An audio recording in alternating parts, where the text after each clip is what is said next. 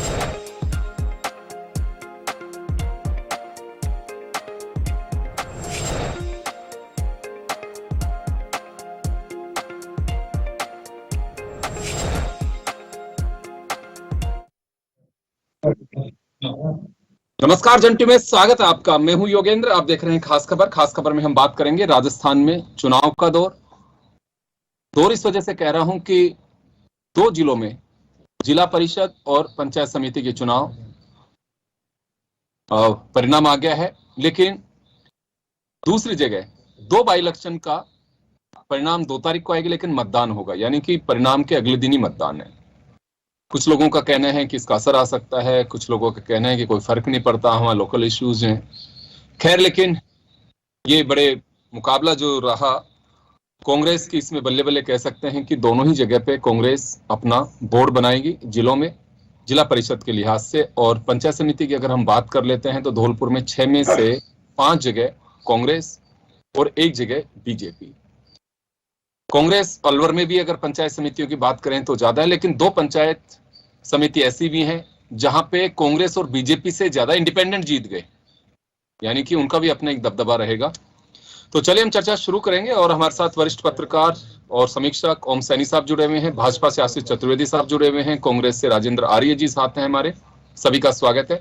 ओम जी, ये 2 जगह का इलेक्शन है और अभी बड़ी रोचक बात, मैं छोटा सा एक वाक्य शेयर करना चाहूंगा। मॉर्निंग में जब मैं वॉक कर रहा था तो चल रहा था कि किसी ने कहा क्या तो परिणाम आएगा अपने उधर से, वो करौली के रहने वाले थे, कि अब किसका परिणाम आएगा, कि जिला परिषद। बोला हुए ना का अभी तक पूरे, कब कब होंगे। मतलब लोगों को पता ही नहीं कि पंचायत के चुनाव सरपंच के कब हो रहे हैं, जिला परिषद के कब हो रहे हैं, पंचायत समिति के कब हो रहे हैं।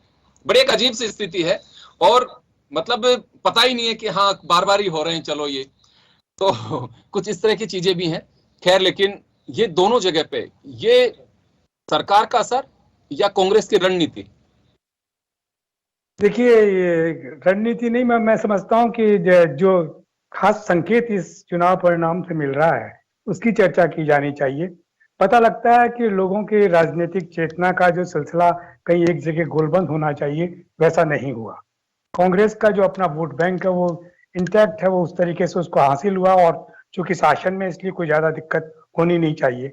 भारतीय जनता पार्टी का अपना एक वजूद है और उन्होंने भी उसी तरीके से किया, लेकिन आश्चर्य की बात यह है कि भारतीय जनता पार्टी और कांग्रेस के बाद में निर्दलियों का जो सिलसिला बना है वो अपने आप में बड़ा संकट पैदा करने वाला है।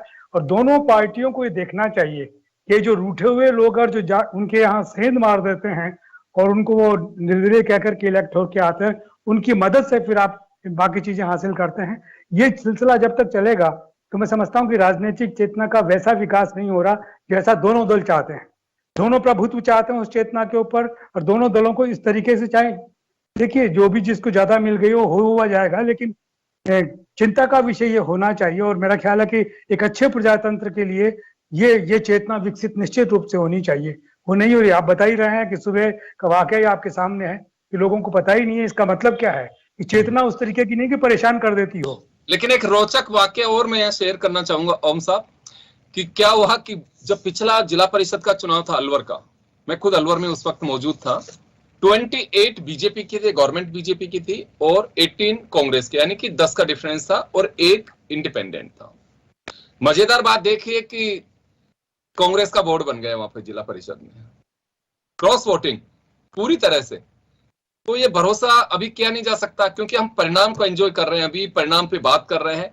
ये कहना बहुत मुश्किल होगा क्योंकि नेताओं को खुद को भी पता नहीं है कि कहां से क्या किसकी सेटिंग ऐसे हो रही है, क्यों क्रॉस वोटिंग हो सकती है। यहाँ की क्रॉस वोटिंग बिल्कुल जायज है, नैतिकता के रूप में इसे गैर जिम्मेदाराना हरकत कह सकते हैं, नाजायज कह सकते हैं, लेकिन रूल्स के अकॉर्डिंग वो जायज है कि वो दे सकता है किसी को वोट। क्या स्वतंत्रता है वहां की। तो देखिए, ये चिंता का विषय यही तो है जी, दोनों महत्वपूर्ण पार्टियां मैदान में है, उसके बावजूद चेतना इस तरीके की बनी हुई है कि आपको किसी न किसी को लेकर के वोट बढ़ाने के लिए साठगांठ करनी पड़ती है। ये जब तक ये दोनों पार्टियों के साथ में सिलसिला रहेगा, भारतीय राजनीति के लिए अच्छा संकेत नहीं है। ये प्रजातंत्र के लिए अच्छा संकेत नहीं है। हमें प्रतिबद्ध नागरिक चाहिए कि इधर जाए चाहे उधर जाए, लेकिन जाए तो वही होती रहेगी पार्टी के प्रति, क्योंकि उसके सिंबल से आप चुनाव लड़े हो, आपकी आइडियोलॉजी और आपकी एक शपथ होनी चाहिए कि कुछ भी हो मैं मेरी पार्टी के साथ खड़ा रहूंगा। और ये होना भी चाहिए मेरे ख्याल में, ये आपको सैद्धांतिक रूप से मानना चाहिए इस बात को।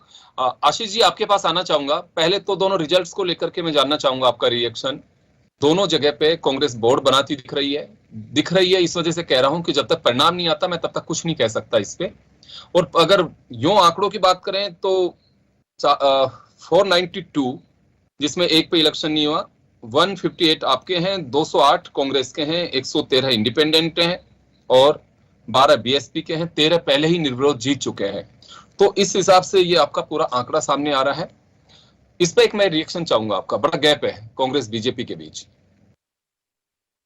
देखिए योगेंद्र जी, जहां तक अलवर की बात है तो अलवर में तो हमने लगभग कांग्रेस से बराबरी का ही मुकाबला किया है। अगर हम पंचायत समितियों की बात करें तो 16 पंचायत समितियां हैं 16 में से 9 पर भारतीय जनता पार्टी कांग्रेस से पंचायत समिति सदस्य ज्यादा बनाने में सफल रही है। 16 में से 9 पर। निश्चित रूप से धौलपुर में हमारा प्रदर्शन आशा के अनुरूप नहीं रहा है, लेकिन हमको ये समझना पड़ेगा, इस बेल्ट को भी समझना पड़ेगा, जो अलवर वाली बेल्ट है और जो धौलपुर वाली बेल्ट है। अगर विधानसभा चुनाव की बात करें तो अलवर में 11 विधायक आते हैं, भारतीय जनता पार्टी के मात्र 2 विधायक हैं। ऐसा होने के बावजूद अगर हम 16 में से 9 पंचायत समितियों में कांग्रेस से बढ़त हासिल कर रहे हैं, नहीं बढ़त अच्छी बात है। देखिए मैं अलवर को क्लियर करता हूं आपको। कुल 16 पंचायत समिति है वहां पे सर, एक मिनट। 11 में निर्दलीय किंग मेकर होंगे, एक जगह आपको क्लियर मेजोरिटी है, 4 जगह कांग्रेस को क्लियर मेजोरिटी है। नहीं, लेकिन हम कांग्रेस से आगे हैं। आप देखिए, अब देखिए हम कांग्रेस से आगे हैं। 9 पंचायत समितियां ऐसी है, चाहे बानसूर की बात कर लें, बहरोड की बात कर लें, गोविंदगढ़ की बात कर लें, कठुमर की बात कर लें, कोट कासिम की बात कर लें, मुंडावर की बात कर लें, निमराना की बात कर लें, चाहे राजगढ़ की बात कर लें, चाहे तिजारा की बात कर लें। ये वो पंचायत समितियां हैं जहां पर हमने कांग्रेस से ज्यादा अपने पंचायत समिति सदस्य जिताने में सफलता हासिल की है। अब देखिए काफी चीजें निर्दलियों पर डिपेंड करती है। बिल्कुल निश्चित रूप से ये जो पूरे परिणाम आए हैं, और आप देखिए कि निर्दलियों को अगर हम देखेंगे तो निर्दलीय ने जितनी सफलता पंचायत समिति सदस्यों में प्राप्त की, क्योंकि पंचायत समिति का सदस्यों का जो चुनाव होता है वो छोटा चुनाव होता है। अगर हम जिला परिषद के सदस्यों की बात करें तो निर्दलीय का ऑलमोस्ट जो रोल है वो बिल्कुल शून्य सा लगा दिखाई दे रहा है। मतलब अलवर में देखें तो हम 49 में से 4 निर्दलीय जीत के आए हैं, 20 पर भारतीय जनता पार्टी है, 25 पर कांग्रेस है। तो ऐसा नहीं है, बड़ा कड़ा मुकाबला है। तो मुझे लगता है धौलपुर में जैसे भी एक भी नहीं है इंडिपेंडेंट जिला परिषद। जी। तो जैसे जैसे बड़ा चुनाव होता जाएगा वैसे वैसे निर्दलियों की भूमिका थोड़ी कम होती जाएगी, क्योंकि कारण क्या है कि जो स्थानीय चुनाव होते हैं ना, उसमें लोकल फैक्टर, उसकी व्यक्ति की छवि, ये सब चीजें बहुत मायने रखती है। प्रदेश के मुद्दे, राष्ट्र के मुद्दे कहीं ना कहीं गौण हो जाते हैं, आप देखिए। लेकिन जैसे जैसे हम बड़े चुनाव में जाएंगे, चाहे लोकसभा की तरफ जाएं, विधानसभा की तरफ जाएं, फिर जाकर के मुद्दे अलग हो जाते हैं। जी चलिए वापस आऊंगा आपके पास में। राजेंद्र आर्य साहब के पास जाना चाहूंगा। आर्य साहब, इसे संगठन की महत्वपूर्ण भूमिका माने या फिर सरकार का प्रभाव माने, या कैसे देखा जाए इस इलेक्शन के रिजल्ट? देखिए सर, इसमें सरकार और संगठन दोनों की महत्वपूर्ण भूमिका है। सरकार ने जो लोक कल्याणकारी कार्यक्रम दिए माननीय मुख्यमंत्री जी अशोक गहलोत के नेतृत्व में, वो लगातार चाहे पंचायती राज से लेकर ग्रामीण विकास के, आपने देखा होगा कि आज भी माननीय मुख्यमंत्री और अध्यक्ष जी मतलब प्रशासन गाँव के संग 3 जिलों के गांव के अंदर जाके निरीक्षण करके आए। वहां पर उन्होंने मौके पर ही लोगों की समस्याओं का निस्तारण किया, जनता के अंदर एक संदेश दिया है कि राजस्थान का आपको क्या लग रहा है कि प्रशासन शहरों के संग गाँव के संग अभियान का कोई इम्पैक्ट है इस पे?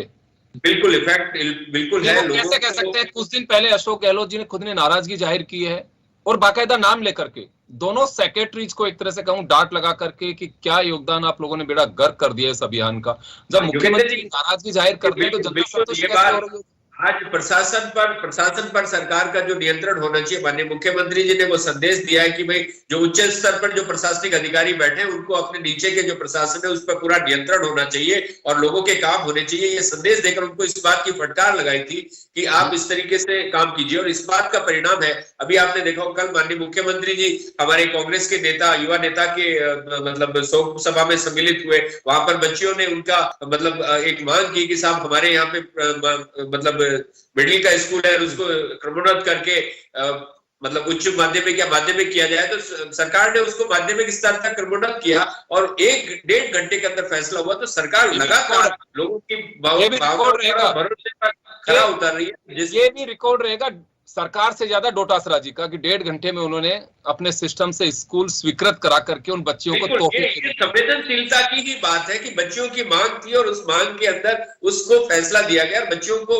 देखिए, राजस्थान के अंदर जो महिला शिक्षा है या बालिका शिक्षा को जो प्रोत्साहन देने की हमारी सरकार। एक बात और राजेंद्र जी, आपने संगठन की बात की है। राजेंद्र जी, आपने संगठन की बात की है। संगठन का तो सबसे बड़ी दिक्कत यही है कि आपका तो संगठन का पूरी कार्यकारिणी नहीं बनी। आप लोग कैसे कह रहे हैं कि संगठन के आधार पर ये सारा कुछ हुआ है? योगेंद्र जी, आपको मैं बता दूं कि प्रदेश की संगठन की प्रदेश की कार्यकारिणी बनी हुई है, प्रत्येक जिले के प्रभारी बने हुए, प्रभारी मंत्री बने हुए, वो सरकार से लगातार संवाद करते हैं। जो निवर्तमान हमारे अध्यक्ष हैं या ब्लॉक अध्यक्ष हैं वो सारे के सारे जवाबदेह हैं और मतलब सरकार के लिए काम कर रहे हैं, और जो भी सरकार की लोक कल्याणकारी योजना है वो जनता तक पहुंचाने का काम कर रहे हैं। तो संगठन अपने स्तर पर काम कर रहा है, सरकार अपने स्तर पर काम कर रही है, और ये जो परिणाम आए, चाहे जिला परिषद अलवर का हो, चाहे जिला परिषद धौलपुर का हो, जिसमें हमने बीजेपी से बहुत बेहतर तरीके से काम किया है। और यहाँ पर भी अलवर का भी मैं बता दूं, अलवर के अंदर भी निर्दलीय हमारे समर्थक हैं तो 11 और 4 15 के अंदर, 16 में से 15 के अंदर हमारे बोर्ड बनेंगे, मतलब पंचायत समिति के अंदर भाजपा सिर्फ 1 पे रहेगी, और 6 मतलब धौलपुर की जो पंचायत समितियां उसमें से 5 में कांग्रेस का बहुमत है, 1 पे बीजेपी है। तो बीजेपी को अपने आत्ममंथन की जरूरत है कि जनता उनको लगातार नकार रही। आने वाले 2 उपचुनाव है जिसमें आपका वल्लभ नगर और धरियाबंद का चुनाव है, उसमें भी भाजपा को करारी मुंह की खानी पड़ेगी। इनको जनता के बीच में ये सकारात्मक विपक्ष की भूमिका निभाने में नाकाम है और फालतू की बातें करते हैं, चाहे उल्टे सीधे मुद्दे लेके आते हैं। जनता के किसी भी मुद्दे को, प्रदेश के अंदर या देश के अंदर महंगाई इस वक्त सबसे बड़ी समस्या है, किसानों की सबसे बड़ी समस्या है, देश के अंदर नशीले पदार्थों की तस्करी सबसे बड़ी समस्या है। ये सरकार कुछ भी, केंद्र की सरकार कुछ भी करने में समर्थ नहीं है, और भाजपा के जो यहाँ विपक्ष के लोग हैं ये भी कुछ करने में समर्थ आप नहीं लोग है। पहुंचा पाए क्या, ये बात जनता तक पहुंचा पा रहे हैं ये बात? बिल्कुल यही बात है। चुनाव के अंदर ये मुद्दे थे, इन मुद्दों के अनुसार ये हमने लोगों के अंदर रखा कि भाई महंगाई बहुत बड़ा मुद्दा है, किसानों का आंदोलन बहुत बड़ा मुद्दा है। चले मैं आऊंगा वापस आ रहा हूं आपके पास में, ओम सैनी साहब के पास में जाना चाहूंगा। सर, इस रिजल्ट का कुछ राजस्थान की राजनीति में नया कुछ इम्पैक्ट या इसका कोई रोल होगा कोई इस रिजल्ट का, या कहें कि चले बहुत छोटा चुनाव, जैसे अभी आशीष जी ने भी कहा, इसका कोई बहुत ज्यादा इम्पैक्ट इन फ्यूचर राजस्थान की पॉलिटिक्स पे नहीं पड़ने वाला, ऐसा कुछ है इसमें? या जो एक दिन बाद ही यानी कि 30 अक्टूबर को जो मतदान होगा उस पर कुछ इसका असर होगा? देखिए, लोगों के मन बने हुए हैं अपने आप में, और निश्चित रूप से जिनको बहुमत हासिल हुआ है उनका एक सांकेतिक प्रभाव तो निश्चित रूप से वहां तक पहुंचेगा, क्योंकि कल के सुबह के अखबारों में और चैनल्स में सारी बात ये होगी तो उसका असर तो होगा। लोग कहेंगे कि किस तरीके से वो एक साइकोलॉजिकल लाभ है, वो निश्चित रूप से सत्ताधारी दल को हासिल होगा। लेकिन महत्वपूर्ण बात यह है कि इनको कहना चाहिए, सत्ताधारी दल बोल नहीं रहा है कि जो एक शैक्षणिक योग्यता का सवाल लगा करके और भारतीय जनता पार्टी ने एक बैरियर क्रिएट किया था, इसको रिमूव किया और लोगों को, जनमानस को जिन चुनावों में भाग लेने के लिए आगे लेकर के आए। मनरेगा की बात करनी चाहिए कि मनरेगा का जो लाभ मिला है, राजीव गांधी ने जो विकेंद्रीकरण किया और पंचायती राज को जो मजबूत बनाया, उनकी बात करनी चाहिए। इनका कंट्रीब्यूशन है, उस कंट्रीब्यूशन से आप लोगों को अवगत ना कराएं, उसकी चर्चा ही ना करें तो बड़ा आश्चर्य होता है। तभी पूछते हैं कि कहाँ कौन सा वोट हो रहा है, कौन सा वो हो रहा है, क्योंकि लोग उस तरीके से इन्वॉल्व नहीं हो रहे। न भारतीय जनता पार्टी लोगों का अपनी मान्यता से, अपने ख्यालों से अवगत कराती है कि हमने शैक्षणिक का बात की थी तो क्यों की थी, और ये भी नहीं कहते कि हमने क्यों हटाया। तो ये हम ही लोग कह रहे हैं कि लोगों का पार्टिसिपेशन होना चाहिए, लोगों के अंदर चेतना आनी चाहिए ताकि अपने हकों के लिए वो एक हों। हम इसीलिए हम कह रहे हैं कि ये इंडिपेंडेंट वाला सिलसिला ना हो करके वैचारिक रूप से जो लोग लड़ना चाहते हैं उनको अहमियत मिलनी चाहिए, लेकिन ऐसा हो नहीं रहा। दोनों पॉलिटिकल पार्टी इस पर चर्चा नहीं करती, अपनी कमजोरी को देखती नहीं है, अपने आप को मजबूत बताती है कि हम तो बिल्कुल यूं बना तो लोगे, लेकिन जनमानस में कहाँ कैसे पहुंच रहे हो।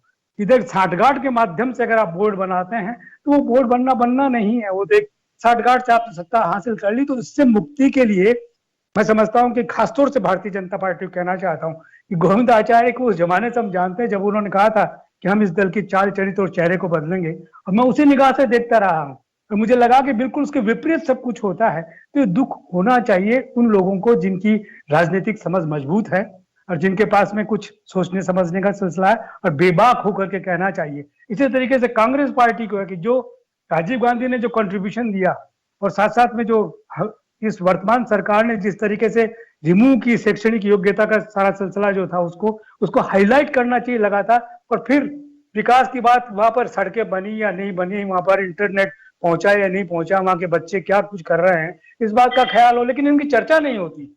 इसका निश्चित रूप से देखिए, अप्रत्यक्ष रूप से तो जो आने वाले 2 चुनाव हैं उन पे उसका प्रभाव पड़ेगा कि कांग्रेस पार्टी आगे बढ़ी हुई है और उसकी विजय होगी। अब जो कांग्रेस पार्टी दावा कर रही है कि दोनों सीट जीतेंगे, तो ऐसी स्थिति में भारतीय जनता पार्टी क्या करेगी, क्या कहेगी, वो अपने प्रतिबद्ध कार्यकर्ताओं की हैसियत से कुछ कह सकती है कि साहब हम लोग मुकाबला करेंगे, तो चुनाव के परिणाम के बाद में बोलेंगे। लेकिन चर्चा करने को थी, वो चर्चा की नहीं इन्होंने, दोनों ही पार्टियों ने नहीं की, मैं ये कह रहा हूं। आशीष जी, मैं 2 बातें आपसे जानना चाहूंगा यहाँ पे।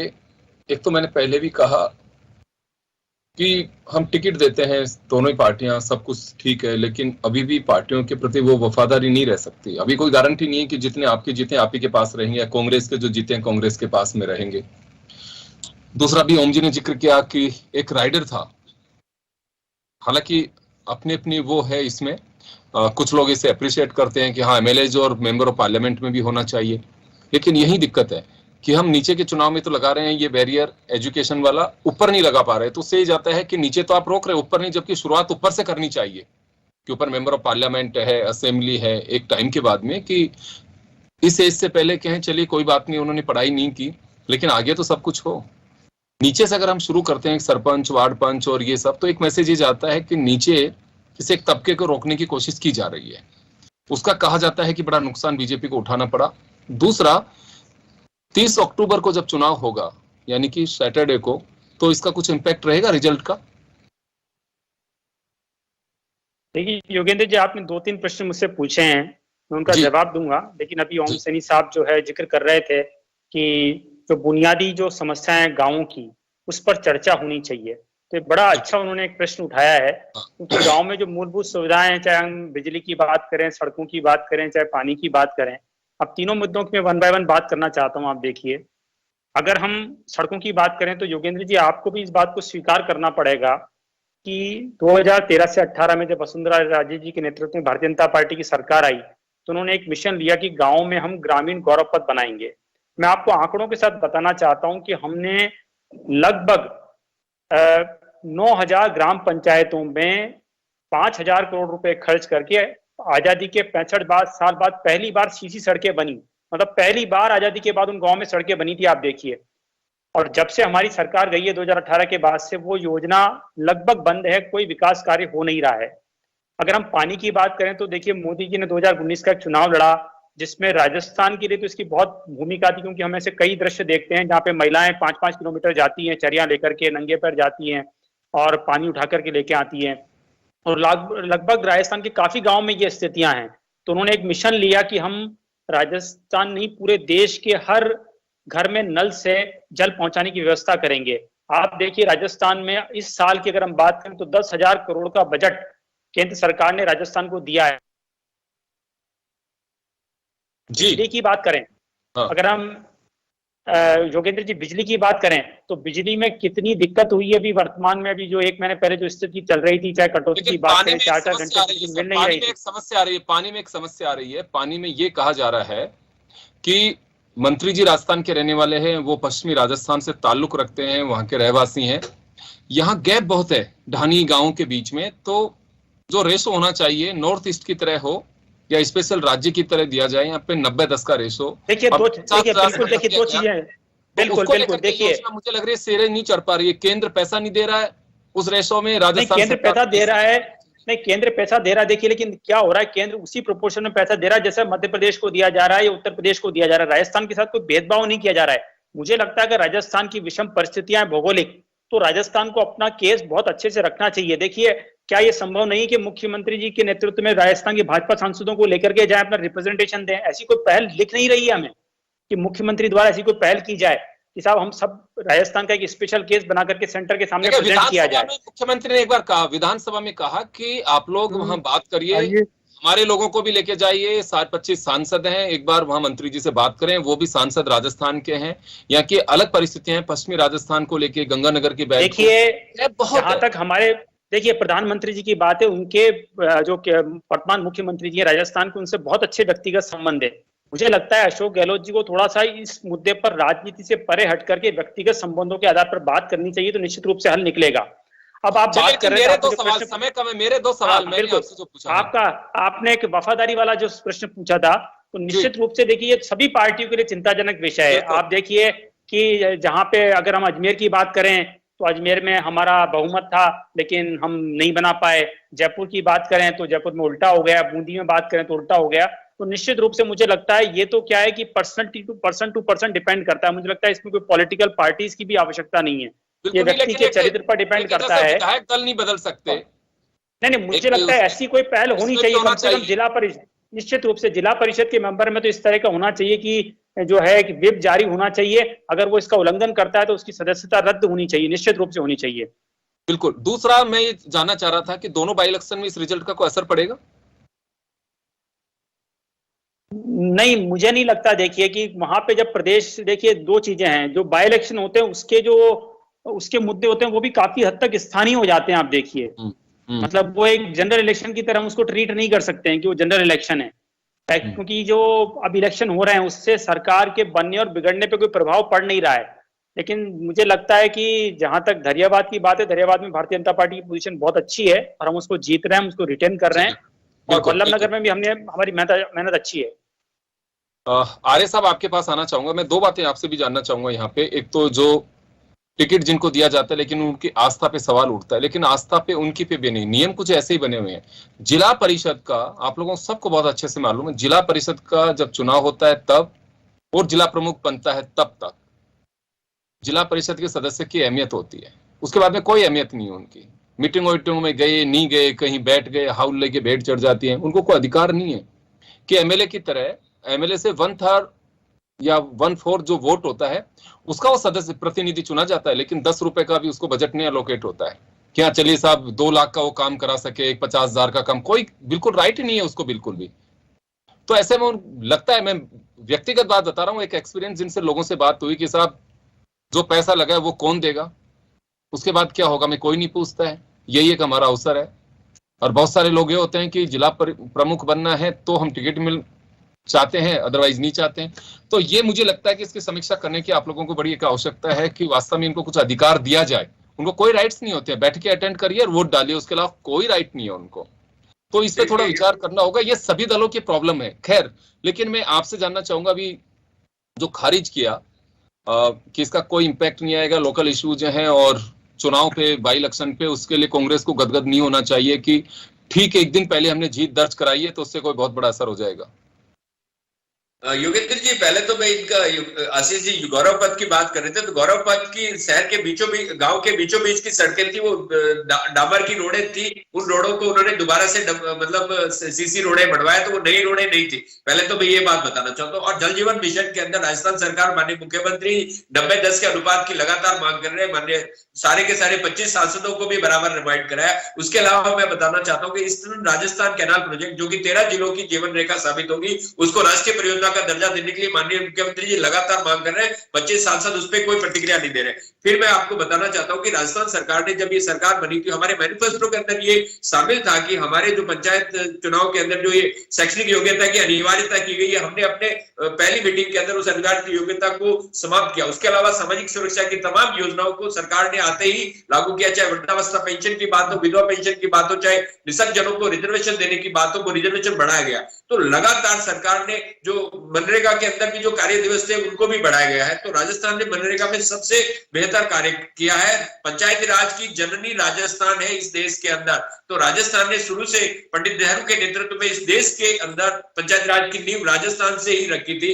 तो हम अपने भाजपा के लोगों को ये बताना चाहते हैं कि उनके पास में कोई आधार नहीं है पंचायत राज और पंचायत राज संस्थानों को, जैसा आपने प्रश्न किया उसके लिए मैं बता दूं, पंचायत राज संस्थानों को अधिकार देने की शुरुआत माननीय हमारे प्रधानमंत्री राजीव जी ने की थी। चाहे वंचित वर्गों को आरक्षण देने की बात हो, महिलाओं को 33% आरक्षण देने की बात हो, तो उसकी शुरुआत राजीव जी के कार्यकाल में हुई। बाद में नरसिम्हा राव जी के कार्यकाल में वो संशोधन 73 और 74वें संशोधन के द्वारा संसद लागू हुआ। और आज मैं आपको ये बताना चाहता हूं कि पंचायती राज के अंदर जो छोटे हमारे पंचायत राज के ग्रामीण विकास के जो विषय है वो जिला परिषदों को हस्तांतरित होंगे। पहले आपने देखा होगा शिक्षा फुटबॉल बन गया। ओम जी बहुत अच्छे से जानते हैं, एक सरकार ट्रांसफर करती है, फिर वो अधिकार नहीं मिल पाते, सरकार चली जाती है, फिर दूसरी सरकार आती है। मैं आपको ये बताना चाहता हूँ योगेंद्र जी, असल में मैं बताना चाहता हूँ इस देश के अंदर राजस्थान के अंदर रिफाइनरी लगी, पश्चिमी राजस्थान के अंदर रिफाइनरी लगी। उस रिफाइनरी को ये सरकार 2013 से 18 तक रोक के बैठी रही। तो आप सोचिए ना, इन लोगों की जो नीति है या नियत है वो बहुत खराब है। पंचायत राज का जो कॉन्सेप्ट राजीव गांधी लेके आए थे वो पूरा नहीं हो पा रहा है। पंचायत राज का जो कॉन्सेप्ट लेके आए थे राजीव गांधी, उस वक्त लग रहा था कि हाँ ये बिल्कुल अमेंडमेंट करके हमारे कॉन्स्टिट्यूशन में, और उसके बाद बहुत अच्छी 73 और 74 का जो लेकर के आए, लेकिन उसका कोई मकसद हल नहीं हो पा रहा अभी भी। ओम जी मैं 30 सेकंड में चाहूंगा, चलिए जिक्री चल गया, कुछ मकसद हल हो पा रहा है इससे? देखिए, सत्ता का विकेंद्रीकरण जिस तरीके से होना चाहिए था 73वें संशोधन के साथ में, वो उस तरीके से नहीं हुआ। जैसे जिन लोगों के पास अधिकार होना चाहिए जिला, वो वैसे उस तरीके से फंड्स पे वो नहीं है। इसमें कोई शक नहीं कि कांग्रेस की सदिच्छा तो है, उसका वो भी हुआ है, लेकिन साथ साथ में तेजी के साथ में उसमें मदद लोगों के पास में फाइनेंशियली। अब आप ये देखिए, बहुत अच्छे से जानते, जिला परिषद के सदस्य, पंचायत समिति के सदस्य, क्या स्थिति है उनकी? ये वो बड़ी, तो उस स्थिति को मजबूत बनाया जाना चाहिए। योगेंद्र जी ठीक कह रहे हैं कि 1/4 वोट जो लोग हासिल करके और ये बनते हैं, उनके पास में वित्तीय कोई अधिकार नहीं होते कि आप उनका वो राजस्व, तो ऐसे में उनकी वफादारी राजनीतिक दलों के प्रति नहीं होती। जब मिलता ये मौका था, तो चलो हटाओ। ये मौका था कि इन सब चीजों की चर्चा की जाती, सत्ताधारी दल के खिलाफ भी और सत्ता विपक्ष के फेवर में भी कुछ कहा जाता उस तरीके से, लेकिन दोनों ने ये चर्चा नहीं की। ये चर्चा होनी चाहिए थे, सामान्य जन सब बातों को जाने, ये बहुत जरूरी है। जी चले, समय कम है, मैं माफी चाहूंगा आप लोगों से, लेकिन हम रिजल्ट पे चर्चा करते हैं। रिजल्ट के साथ साथ रिजल्ट पे और चर्चा करनी होगी। अभी तो जब पंचायत समिति के वहां के प्रधान चुने जाएंगे, जिला प्रमुख चुने जाएंगे, और क्या स्थिति रहती है, कितनी वफादारी, वो वफादारी तो तब झलकेगी कि जिनको टिकट दिया उनकी क्या पोजीशन रहती है, कितने लोग कहां जाएंगे, कितने किधर जाएंगे, वो एक देखने वाली बात होगी। बड़ी रोचक बात होती है वो। लेकिन मेरी गुजारिश है राजनीतिक दलों से भी, सभी इसमें कोई एक की बात नहीं कर रहा, सत्ता का विकेंद्रीकरण हो, ग्रास रूट पे लीडरशिप तैयार हो, एक मजबूती के साथ में वो रोल प्ले कर सके, ये टोटली मकसद यही था। लेकिन वो मकसद हल हो नहीं पा रहा। इस वजह से नहीं हो पा रहा कि उन्हें वो राइट्स नहीं दिए जा रहे। डिपार्टमेंट ट्रांसफर करने से कोई फर्क नहीं पड़ रहा। वो तो जो आपने ब्यूरोक्रेट बैठा रखा है वो एंजॉय कर रहा है उसको, आपका जिला प्रमुख नहीं कर रहा, आपका जिला प्रमुख नहीं कर रहा, आपके प्रधान नहीं कर पा रहे। आप उन सदस्यों को, जो अगर 3 लाख के अंदर एक एमएलए बन रहा है, वहां की पॉपुलर 75,000 वोट उसके भी खाते में है, वो भी उनका प्रतिनिधित्व कर रहा है। तो हमें ये थोड़ा समझना चाहिए कि वास्तव में उन्हें वो अधिकार दिए जा सके। और अगर ऐसा नहीं होगा तो फिर ये बड़ी मैं कहूंगा कि ये नाइंसाफी उन लोगों के साथ नहीं होगी। ये फिर राजनीतिक दलों को तय करना होगा कि उनकी जो वफादारी है, वो वफादारी से केवल काम नहीं चल सकता, वो अधिकार है ही नहीं। कुछ दिन के लिए एंजॉय करेंगे वो कि हाँ चले जिला परिषद के सदस्य बन गए, बाद में कुछ नहीं, वो पछताते हैं कि यार कहाँ फंस गया मैं। चले, बहुत बहुत शुक्रिया आप सभी का। खास खबर में इतना ही, दीजिए इजाजत, नमस्कार।